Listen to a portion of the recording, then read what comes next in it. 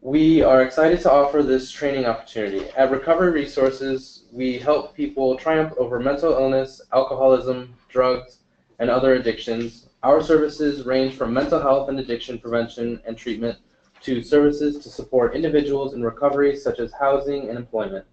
We offer services to employers through our Employee Assistance Program, and finally offer training and education similar to the webinar. To learn about further trainings, visit our Training Institute website on www.recres.org/trainings. We offer a variety of clinical and non-clinical trainings.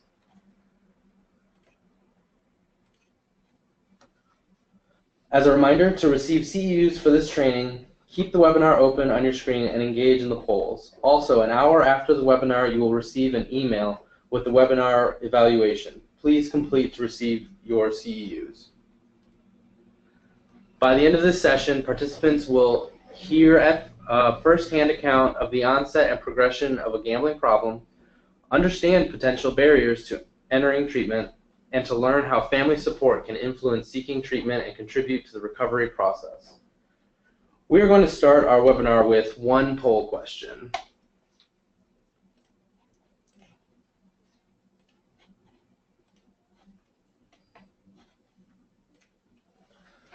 Have you ever heard a first-hand story of a person with a gambling disorder?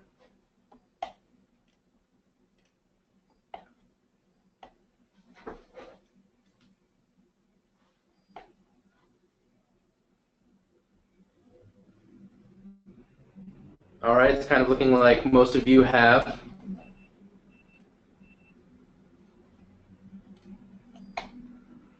All right, and now I will turn it over to Ashley with our panel discussion. Hello, welcome to the webinar. My name is Ashley Hartman. I am the Health Education Coordinator at Recovery Resources. So today we're joined with two members from the Cuyahoga Problem Gambling Speakers Bureau. The Speakers Bureau was started this year to help raise voices of people that have been impacted by problem gambling, to raise awareness and educate the community. With that, I'll turn it over to our two panelists. We have Gayle and Giovanni. So we're first going to hear a story from Giovanni. So if you'd like to go ahead and get started. Hello, my name is Giovanni Si, and I'm a compulsive gambler. I'm happy to be here today and give you a little insight of what a gambler's life is about and what turmoil my life was in and where I brought my life to at present.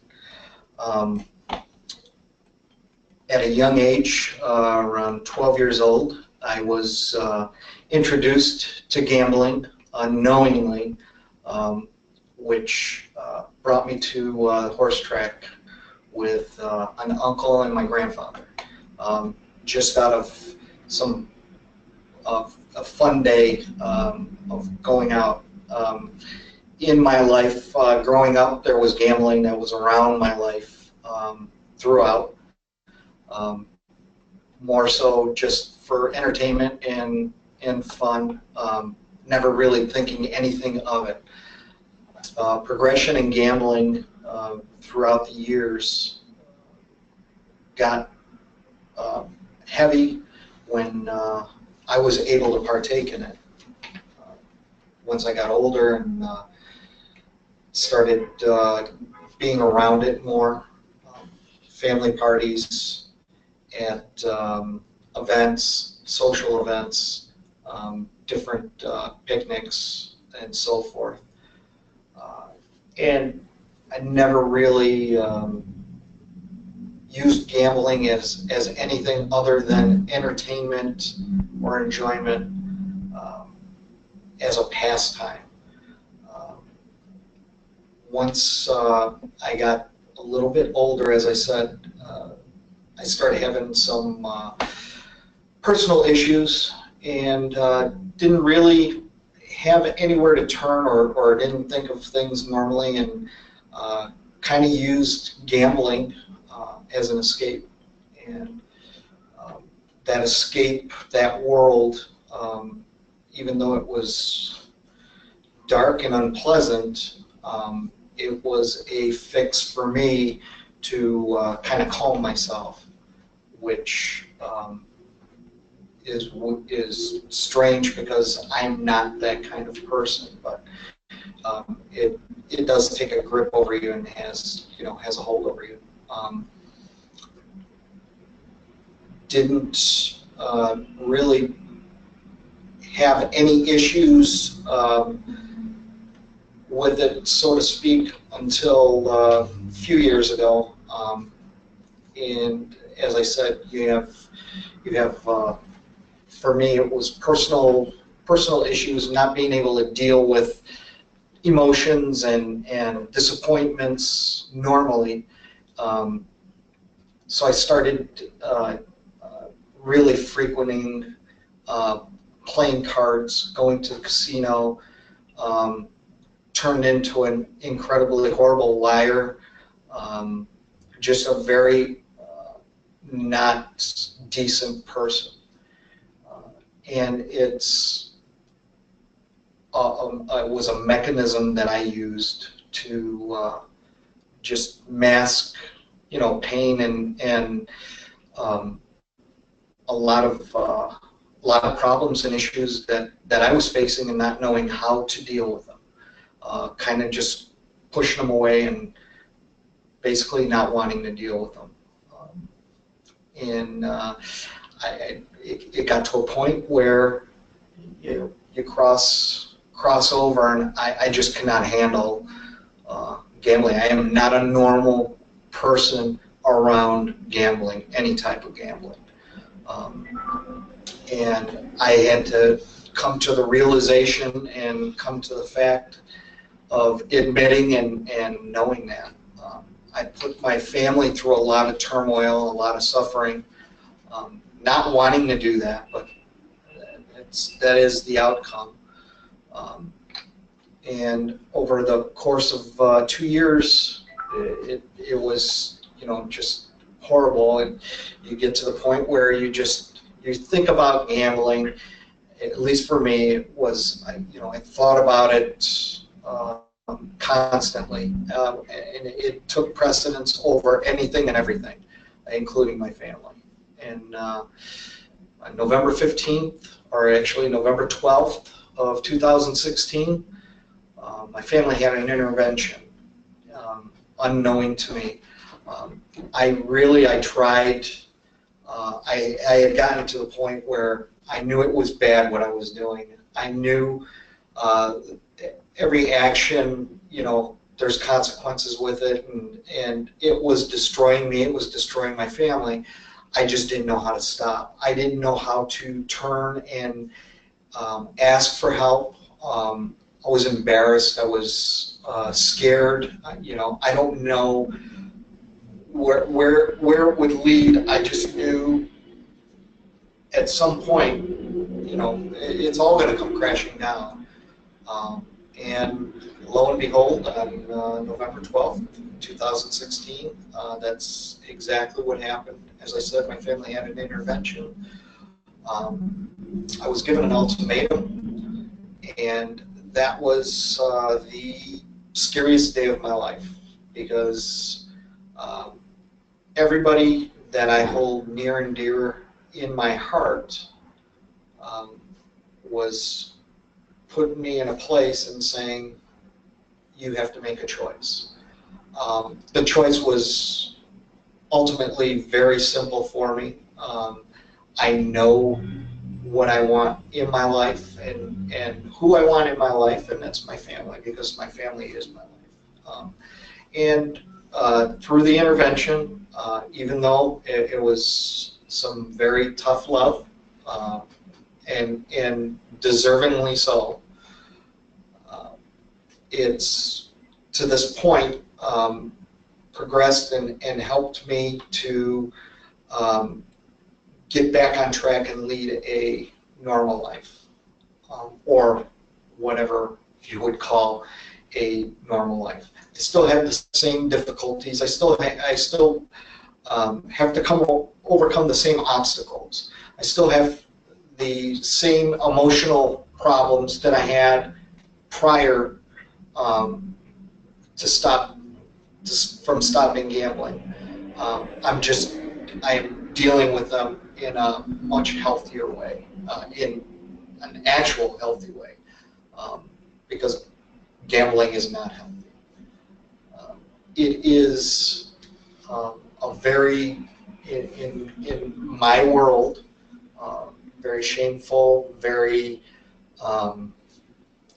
drawn back world, and compulsive gamblers just you get sucked into this black hole, and it just feels like there's no escape.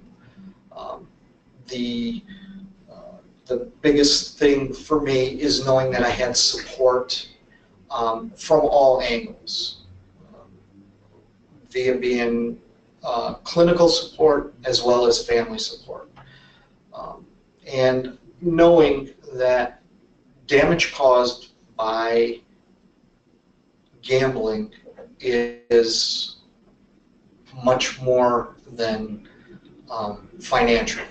Financially is probably the least of the worries when you're a compulsive gambler, and more damage is personal as well as relationships that you have.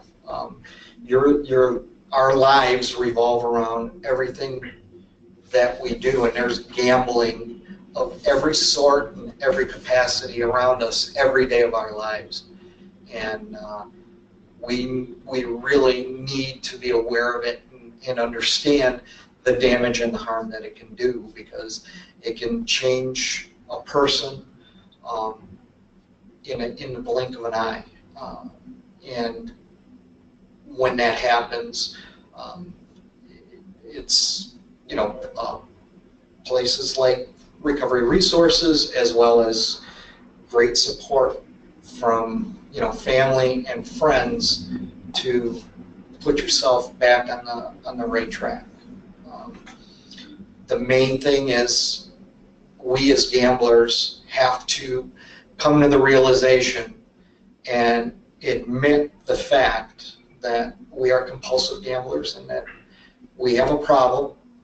It's a disease. It's a serious problem. It's a problem and a sickness that can ultimately kill you.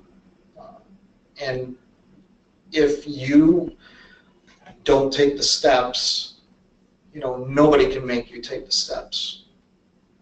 At the beginning, getting treatment and wanting to get better started off as maybe an appeasement to satisfy family needs, but I can tell you today that everything that's in place, that is a factor, but the main factor is because I want to get better. I want to be a non-gambler, and I want to be as healthy as I can be, and I also want to help in any way that I can help, because it is very devastating. And I know the feeling that I got with the possibility of losing everything that I had. It's just not a feeling or a situation that I would wish on anybody. And any way that I can help is what I'm more than willing to do. I've been more engaged now. I've changed my life completely, even down to health-wise in what I eat. I'm more aware of the fact of life going on around me and different events and elements of life that are as good or better as any feeling that you would get, from a fun night of gambling. Nothing can fulfill that feeling what you get from your family in pleasure and love of what they give back to you. And I'm glad I can see that now. It is a one step, one day at a time. event. You have to be committed. And again, the most stressed point is you have to do it for yourself. Nobody understands, nobody will understand, and nobody can claim, people can claim that they understand what you're going through, but they don't. And I would rather people didn't understand and just, accepted the fact and tried to help, process of healing and maintaining sobriety, because it is again, a devastating disease, devastating feeling, and it's a struggle every day. I don't struggle with gambling. I haven't had urges to want to go out and gamble.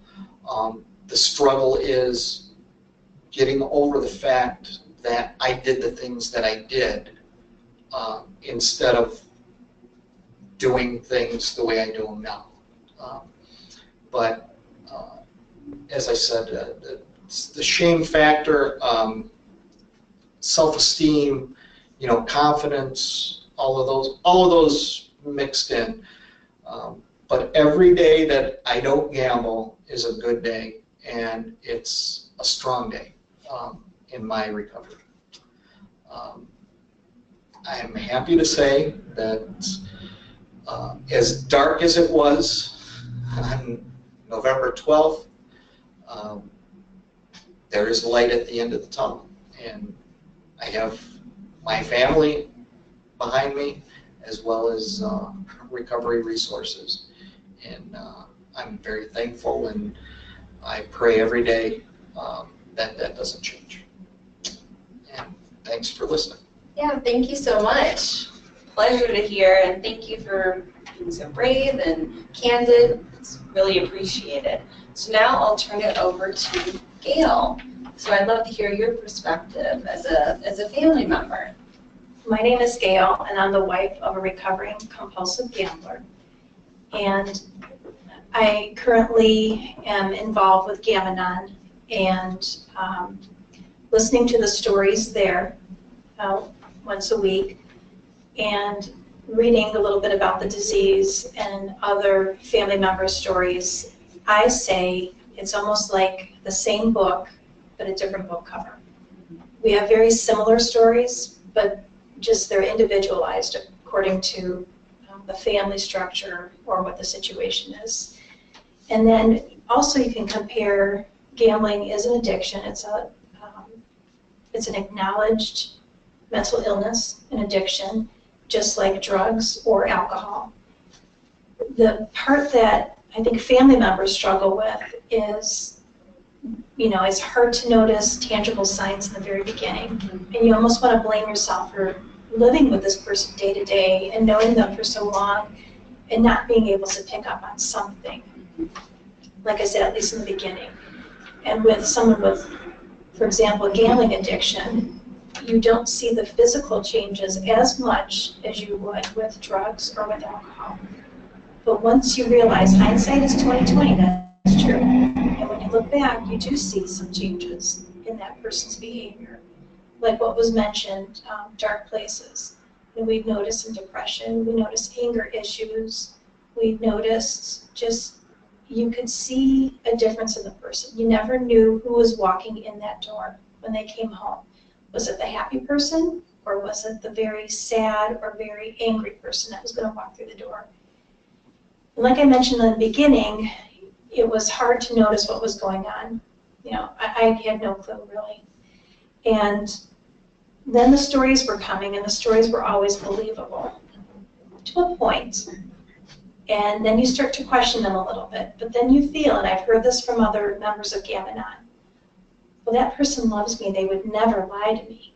They must be telling me, what they need particular money for, or where they're going, or whatever the story was revolving around. You wanted to believe them, and you felt like they wouldn't stray at all from their story. And then you felt obligated. You almost felt bullied at some points to hand over money that was asked for, or to believe where they were going. And then they just sound so convincible, you know, and then you start to question yourself a little bit though. And you just, that gut is, you know, tells you a lot. It's a really strong feeling, and it's telling you something's not right. But then again, you're being told, no, this is the reason why I need this, or this is where I'm going. And then later I have learned through this process that addicts in general are very good manipulators, and they're very good at weaving stories and telling lies. And for a lot of them, it gets to the point where they even believe the stories themselves. So they are selling you this story and believing it so much, and even though you question it, you want to believe them, and you do believe them. And as time went on, things became missing in the home, money and items, and you know, for our story, you know, and I would ask about something that maybe I haven't laid hands on in a couple months, but you know, either I was told, oh no, it's here somewhere, or some things were honestly said, well, I sold it, we don't use it anymore.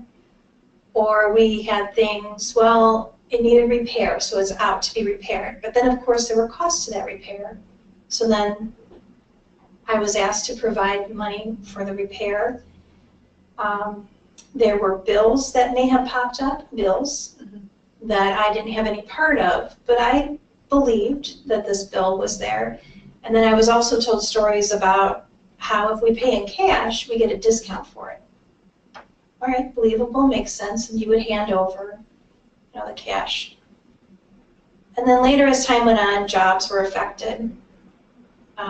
Again, but there was always a story behind it. There was always a reason, and you want to believe it, and you do. But again, that gut's telling you something's just not right, but you just don't know what. Finances that normally went to the household or went for daily activities were no longer available, and things became a struggle. And then you're just sort of questioning what's going on, and you know, just trying to figure it all out. Person might not become involved as much with family affairs or social events. You know, there's a reason that they can't make it to a friend's cookout in the backyard. There might be a meeting that they're going to, or something came up from work. You know, like I said, it's something always believable, and you want to believe what's going on. You know, so when I say it, it's hard, and you tend to look into yourself and say, why didn't I see these signs? And they were all there, but you don't pick up on them right away. At least I didn't, and a lot of the stories I hear, they don't as well. Then there became the unaccounted hours away from the home, or where exactly the person was. And they just can't, they're not even giving you a story anymore, they're just giving you nothing. And then that's when you're really, you know, wondering. And there's a constant borrowing of money. And eventually, the funds that I may have had weren't there. And I did not know, but there were also phone calls to family members as well. And every now and again, a family member might say, I think something's going on. But again, there was nothing concrete to say, yes, there's definitely a problem. Or family members may have not even said anything to me. They were afraid of interfering in a relationship. And I think possibly they were afraid to bring up the topic themselves. And, you know, looking back, we were all enablers, and we didn't even realize it. And we were just sort of providing and trying to keep things smooth over, or providing with hopes that things were going to change. Or maybe we were even told that things were stopping, or things were going to change, and we held on to that belief that it's just going to be okay and it's going to work itself out. What was interesting is when things started coming where you're just realizing that this isn't right and something's got to be done. I reached out to a family member who's very close, who ironically works at an area casino. And my question to them was, do you ever see him at the casino? And I expected a simple yes or no answer back. And instead I got a full paragraph. And that's where my world just crumbled. And I realized there's something bigger than any of us going on, and we needed to do something. And that family member felt the same way on their end. And then I felt bad because maybe I should have said something sooner, maybe I should have picked up on something sooner. And that family member felt the same way too. They stated that they didn't want to interfere. They thought I knew what was going on. They thought things were under control. But then when the two of us met together and started discussing, then we realized there's a problem and we need to do something about it. And then that's when we decided to present an intervention. And none of us are trained in this area at all. None of us really had much experience. None of us had ever done an intervention before. So that's where we struggled a little bit. And I had to keep things looking as normal as possible because my fear, and I believe the family member's fear, was what if he would find out and either become angry or turn into denial or just a negative outcome. So we had a plan sort of behind the scenes. And that family member was able to reach out to a facility that we thought we would be able to take part of their programs. And then we learned that the eligibility just was not there.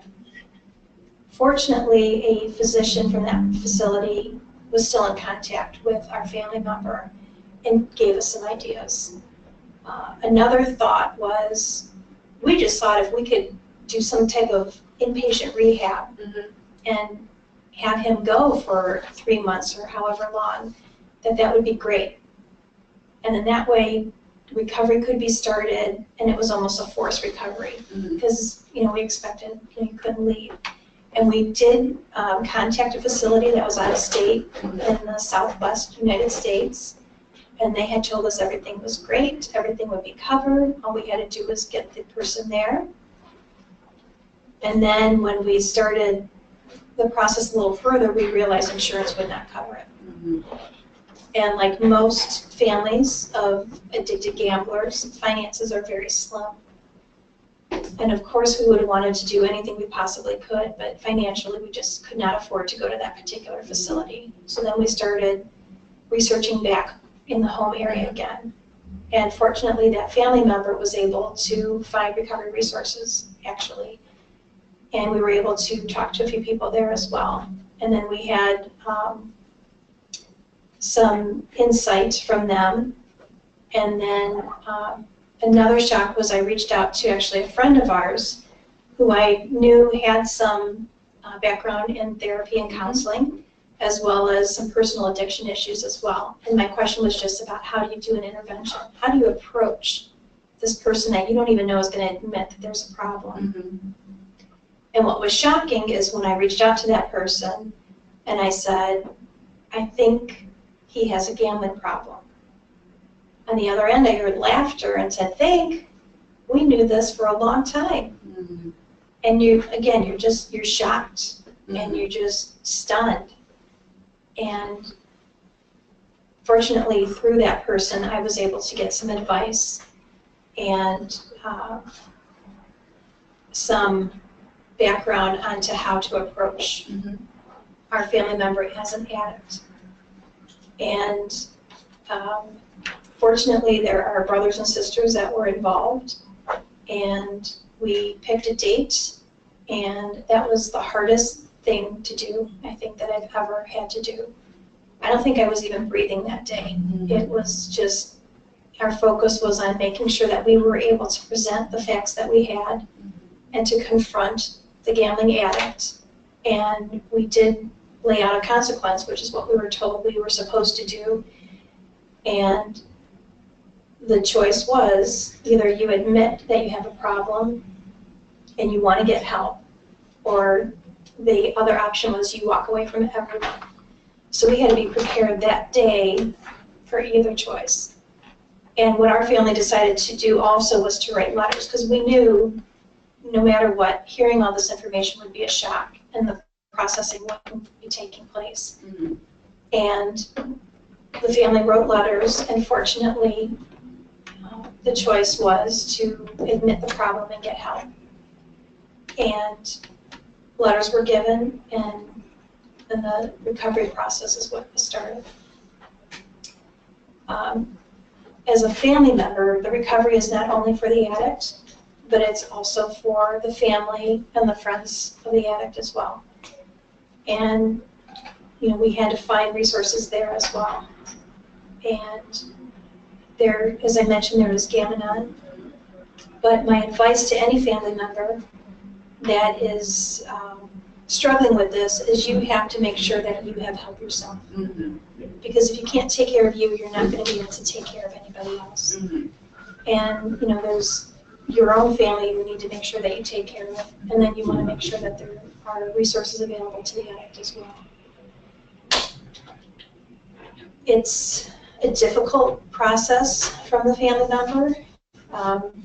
You want the best for that person going through it, but also you need to concentrate on yourself as well. And, again, not that it's a plug, but Recovery Resources really did offer quite a bit.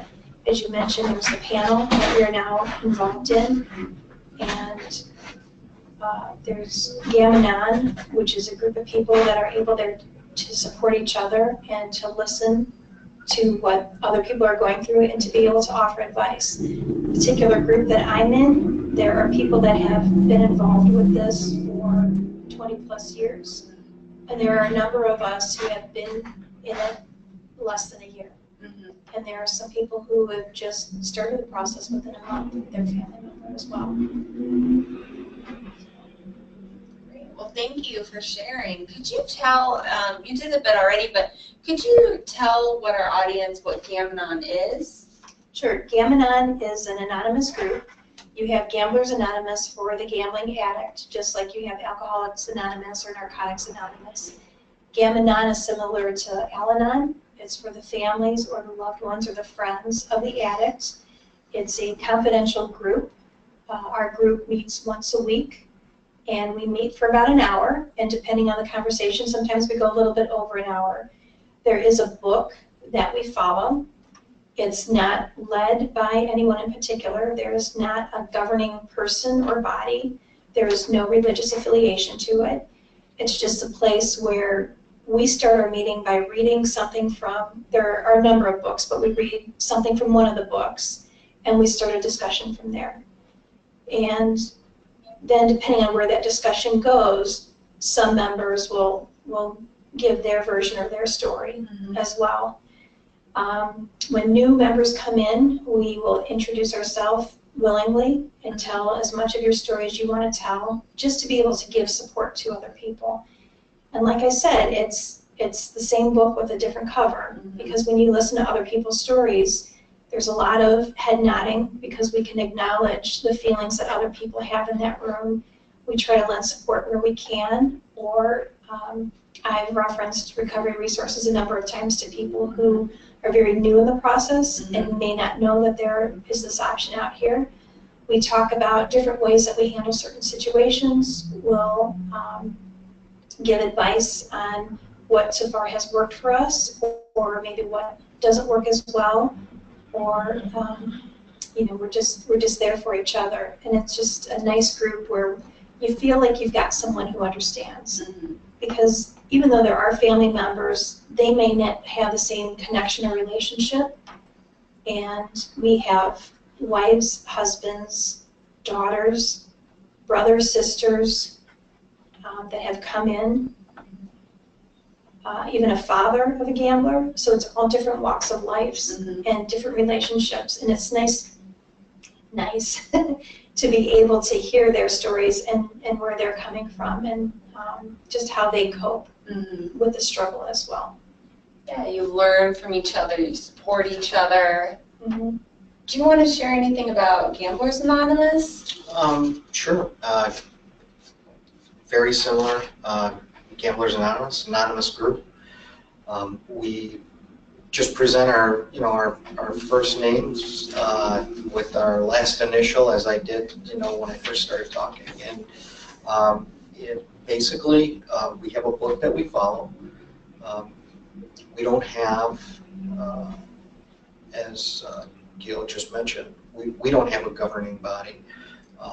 We don't get paid or none of that. It's all volunteer, down to going to meetings. It's it's a concerted effort on the individual's part to keep themselves from gambling.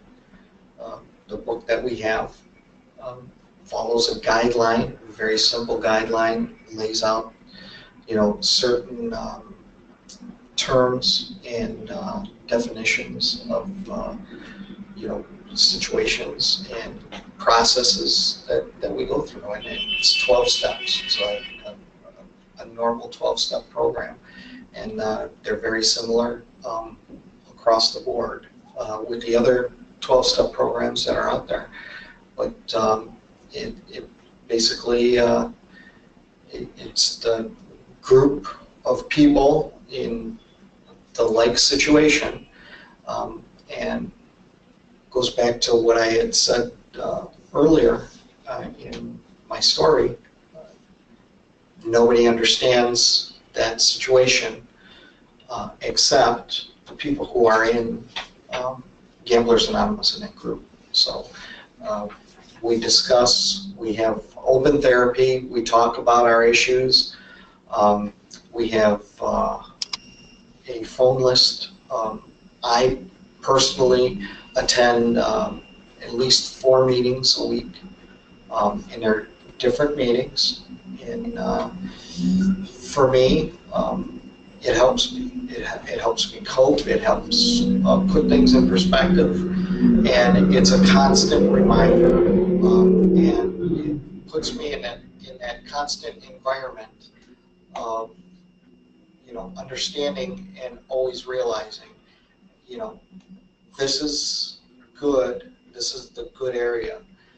If I step out of bounds from there, I'm going to step into disaster. And it's all support from all around. It's just, I swear by it. It's a great program. Great, thank you. So we'll go ahead and launch our next poll question. All right, our next question is, what do you think is the biggest barrier to treatment? Is it wanting to handle the problem on their own, shame or embarrassment, unwillingness to admit problems, or issues with treatment itself?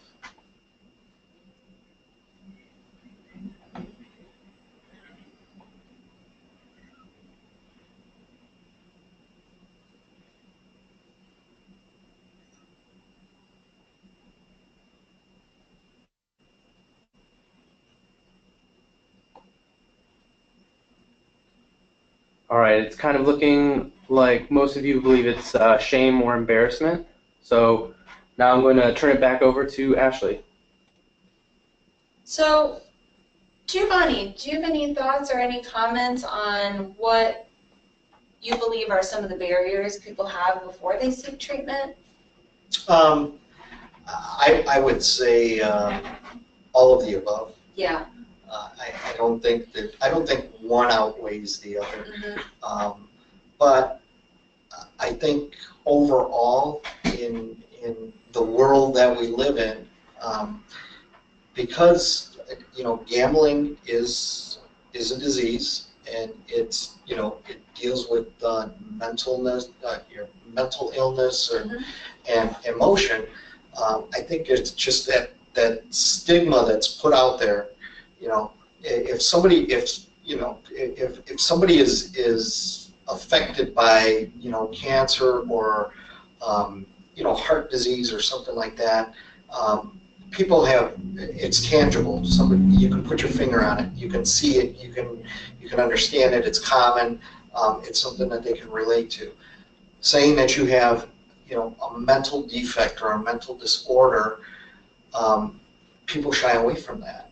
And in gambling, more so, it's just stop gambling. Just why don't you just quit? And they look past the fact that it's not just about quitting. It's something that is driving you, that you can't put your finger on. So Yeah, just that the would be difference. that would be right. Absolutely. There's different community support around Sure. mental health problems than there often is around physical health that are, to your point, easier to perhaps understand or empathize with, for sure. So I'm going to open up, and if you'd like, this is a great time to start sending in your questions for our panelists. So if you want to go ahead and send that in via the chat function, and we will be able to answer those closer to the end. In the meantime, I have a few more questions for our panelists. I think we talked about this, but I'll open a question to both of you, and this would be true for a counselor working with a family member or working with the gambler. What would you want counselors who work with those groups to know? What are the things you think it's really important for them to keep in mind when they're working with a client who's either a family member or a gambler themselves? Pinpoint. Oh, I'm sorry. Go ahead. Yeah, I'm done. I think initially pinpointing the drive of what's behind the gambler gambling, because there's a multitude of reasons why people gamble, other than just they went out, they gambled, and they couldn't stop. There's underlying issues. So I think focusing on trying to pinpoint, because everybody is different, what that underlying issue is, and once you're able to hone in on that, really working on getting a plan together to keep that out of life for the gambler. If that makes sense. Yeah, it does. It does. To be able to address the gambling behavior, understanding what is the core reason behind some of that behavior, and treating the cause, not just the symptoms, for sure. Anything to add, Gayle? I would just add that you encourage family members or friends to also seek therapy. There are a lot of anger issues, whether or not financially a family member is affected. Some people might feel, how could this happen? Why did this happen?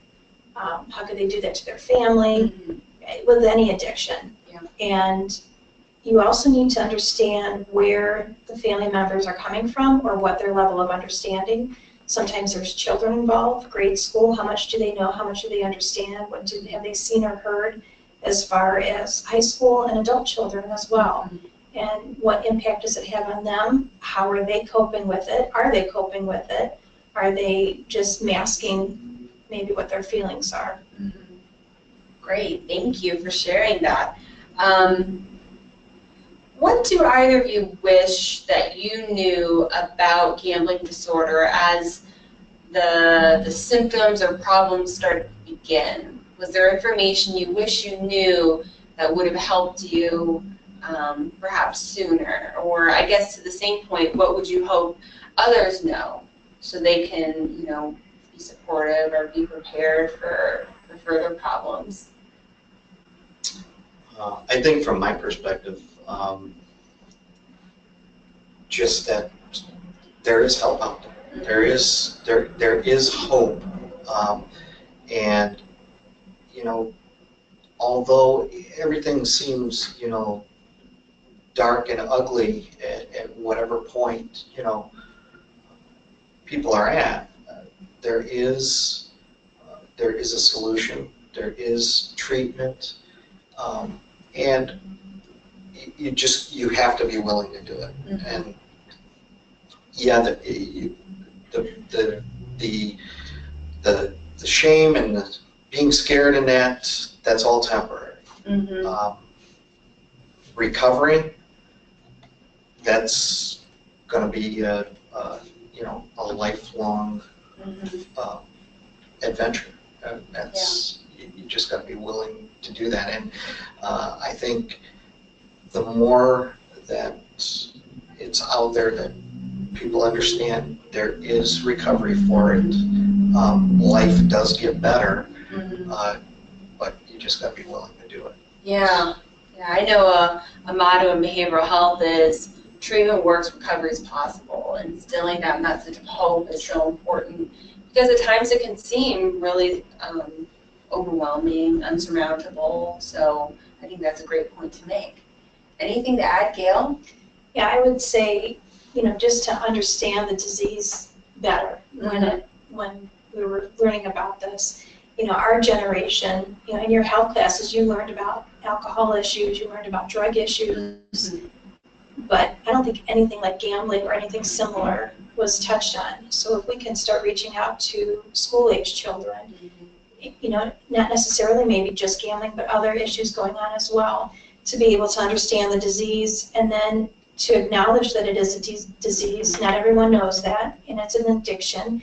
You might initially, when you hear of gambling addiction, you just think, oh, that person just, they spend a little bit too much more money than what they should, and then they can stop at any time. Yeah. But to know that it's also a mental illness, that there's psychological things that are going on underneath, and then just how to, what the expectations of those behaviors are. Because like I said, some of those mood swings I didn't know or wrapped around something even greater than, I didn't know. And then, how to approach a gambler. I received a phone call actually from a family member that mentioned that they wanted to do an intervention and had heard that my family and I had done one as well. And I was glad that I was able to offer them advice. But if someone didn't reach out to Recovery Resources again, they wouldn't have known to find somebody or know how to find somebody that actually had gone through it a few months earlier. And I just gave simple ideas of what we did and how we did it, and what we planned and then thought maybe changed because we were afraid of what an interaction would be if we went a different way. And then I think people need to know where to reach out. And whenever you hear a casino commercial, at the very end, oh, do you have a gambling problem? And it's real quiet, it's almost hushed. Yeah. And to know that there are avenues to reach out to, or a phone number to call, whether it's the gambler themselves or the family member, that there is somewhere to turn to. Yeah, there are resources in our community, and that's something we continue to work on. Make sure that people have the information. I know one thing I thought of when you were speaking is we're trying to do more programs with youth. So if that's in summer camp programs or in schools, but that community awareness is important, which is why we try to use these kind of programs to get leaders in our community in tune to it and engaged for sure. Why don't we go ahead and launch the last poll, and then we'll see if there's any questions. So again, feel free to send in your questions. Nabil will launch the poll, and we're happy to answer those. All right, our last question is, what resources are available for a person with a gambling disorder?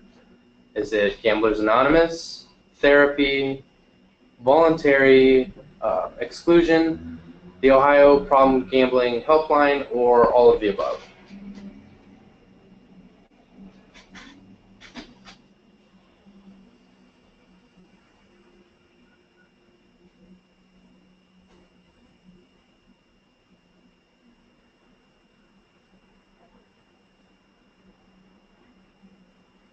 So it looks like everybody is on agreement that it is all of the above. So I'm going to turn it back over to Ashley. I wanted to make a note, too, about the voluntary exclusion program. So voluntary exclusion is a program where you can either go to a specific casino or through the Ohio Casino Control Commission and choose to exclude yourself, which then if you come to the casino, use your ID, they'll prevent you from entering the facility. And it's a voluntary program, so you can't involuntarily sign someone else up. And the lengths of time vary, so it can be anywhere between a year, 5 years, to a lifetime ban. So that's just another resource available for folks who are in recovery. We often say this isn't usually the helpful first step, maybe getting engaged in treatment or getting family support or support from Gamblers Anonymous. And when they're more at a place where they've been able to maintain some sobriety around their gambling, then go ahead and engage in that kind of a program. So I'll turn to Nabil. Do we have any questions in the chat? Yeah, so it looks like we have 2 questions. For our first question, what do you feel has been the driving force that has helped you to stay sober from gambling? Really, the biggest force is my family.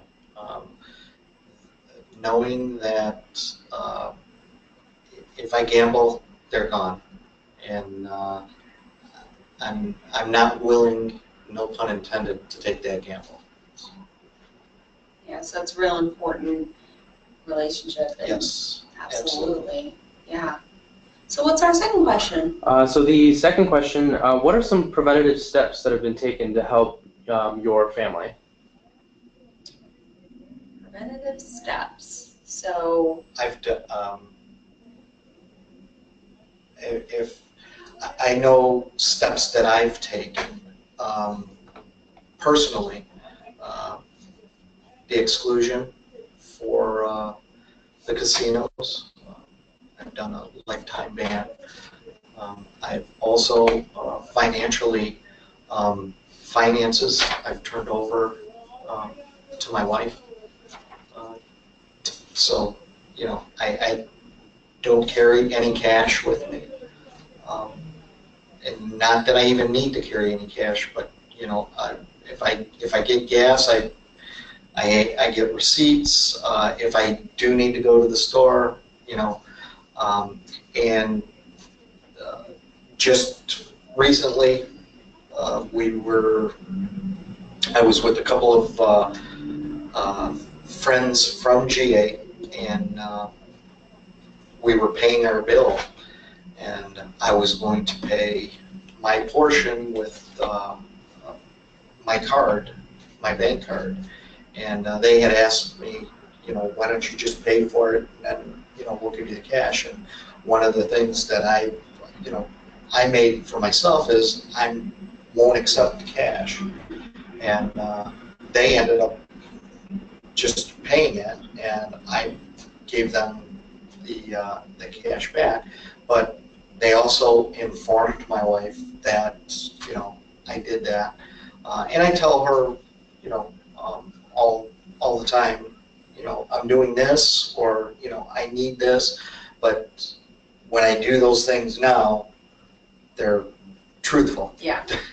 So, you know, I don't lie about anything. So Yeah. that's a huge, Yeah. huge change. Some. I go to 4 GA meetings.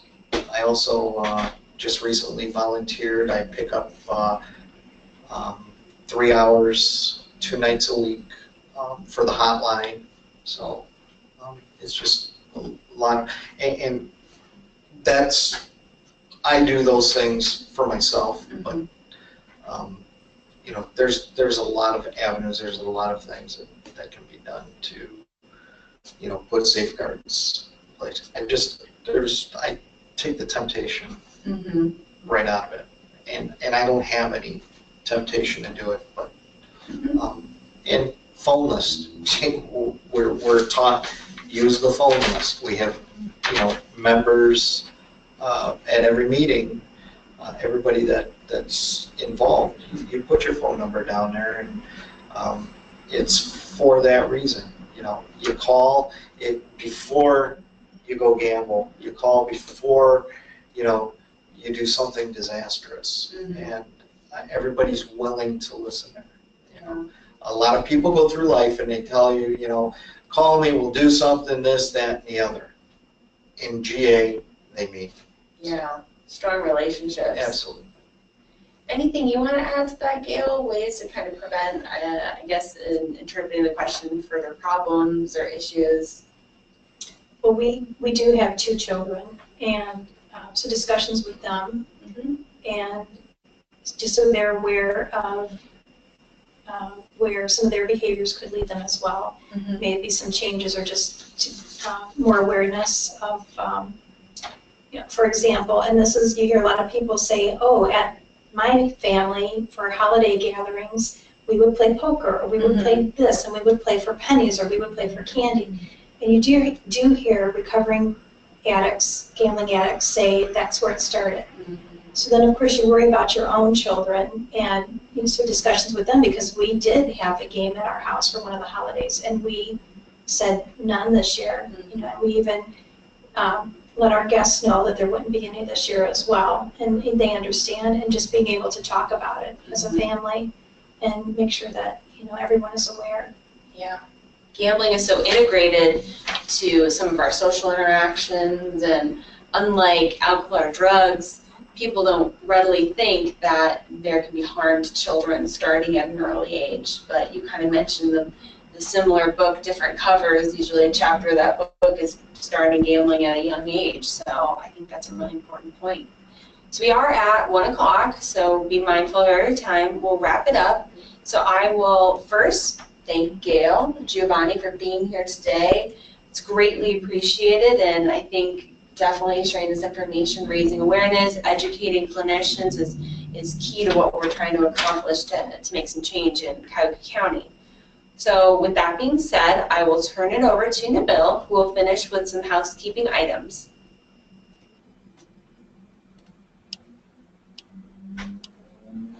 All right, thank you for participating. To receive CEUs, you will need to complete a post-test and evaluation. A score of 70% is needed to pass the post-test. So, the link to these will be sent 1 hour after the training. Once you complete the post-test and evaluation, your certificate will be sent in 5 business days. Again, please visit our website for further training opportunities and complete the evaluation to receive CEUs. If you have any other questions, please contact me at npervaiz, that's NPERVAIZ, @recres.org. Thank you.